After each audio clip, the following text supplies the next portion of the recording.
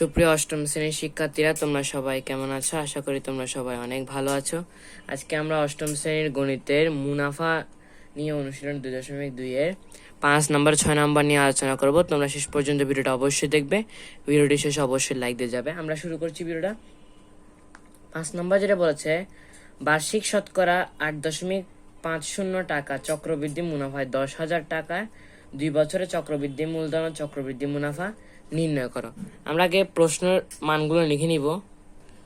আমরা কিন্তু আমাদের মানগুলো কিন্তু লিখে নিয়েছি। পি সমান 10,000, আর সমান 8.50, এটাকে 100 দিয়ে ভাগ করলে 0.085, এন সমান হচ্ছে 2 বছর। এখন আমরা যে কাজটা করবো, আমরা চক্রবৃদ্ধি মূলধনের সূত্রটা লিখব। তা আমরা জানি চক্রবৃদ্ধি মূলধন, আমি সংক্ষেপে করছি, চক্রবৃদ্ধি মূলধন সি সমান পি বাই 1 যোগ আর হচ্ছে এখানে এন, এটাই হচ্ছে আমাদের সূত্র। তো আমরা এখন মানগুলো একটু বসিয়ে নিব। 10,000 1 যোগ 0.085, এখানে যেটা বসবে 2। এখন আমরা কি করব, 10,000টা থাক, 1 আর 0.085 যোগ করলে হয় 1.085 2। এখন আমরা কি করব, স্কয়ারটা করে নিব। তো আমরা এটাকে স্কয়ার করার পর আমরা এই মানটা পেয়েছি। এখন আমরা গুণটা একটু করে নিব। তো 10,000-এর সাথে 1.17725 গুণ করার পর আমরা পেলাম 11,772.25 টাকা। এটা হচ্ছে আমাদের চক্রবৃদ্ধি মূলধন। এখন আমরা কি করব, চক্রবৃদ্ধি মুনাফাটা আগে একটু লিখে নিব। চক্রবৃদ্ধি মুনাফা, আমরা চাইলে কিন্তু সূত্রের ইউজটা করতে পারি, বাট আমরা সূত্রের ইউজটা করছি না, কারণ অনেক বড় হয়ে যাবে। আমরা শর্টকাট করে দিব, সবৃদ্ধি মূলধন আর হচ্ছে এখানে বিয়োগ মূলধন। এরকম কোনো অঙ্ক আসলে তোমরা অবশ্যই শর্টকাটে এটা করতে পারবে। তো এখানে আমাদের সবৃদ্ধি মূলধন ছিল 11,772.25, আর হচ্ছে এখানে 10,000। এখন আমরা বিয়োগটা একটু করে নিব।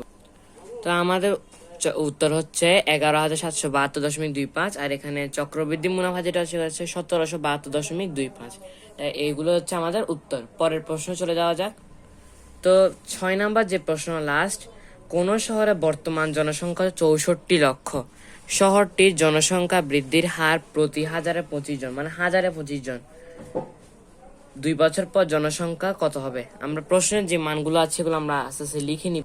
এখানে কিন্তু আমরা মানগুলো কিন্তু লিখে নিয়েছি। এখন আমরা যে কাজটা করব, আমরা চক্রবৃদ্ধি মূলধন যে সূত্রটা আছে ওই সূত্রটা ইউজ করে আমরা এই কাজটা কি করব, করে নিব। তা আমরা লিখে নিব চক্রবৃদ্ধি মূলধন, এখানে আমরা লিখতে পারি 2 বছর পর জনসংখ্যা হবে। এভাবে লিখে আমরা কি করব, সূত্রটা লিখে নিব, পি সমান 1/r(n). মানে আমরা চক্রবৃদ্ধি মূলধনের সূত্রটা কিন্তু লিখে নিব, কিন্তু আমরা এখানে চক্রবৃদ্ধি মূলধন সূত্রটা লিখবো না, লিখতে হবে আমাদের 2 বছর পর জনসংখ্যা হবে, এটাই লিখলে হবে। পি সমান ছিল এখানে 64 লক্ষ, আর এখানে 1 যোগ 0.025, এখানে হবে 2। এখন আমরা আবারও 64 লক্ষটা লিখে নিব, লক্ষটা লিখে নিলাম। এখন এখানে 1-এর সাথে 0.025 যোগ করলে হচ্ছে 1.025, এখানে 2 দিলাম। এখন আমরা 2 দিয়ে এটাকে স্কয়ার করব। তার আগে আমরা একটু 64 লক্ষটা একটু লিখে নিই।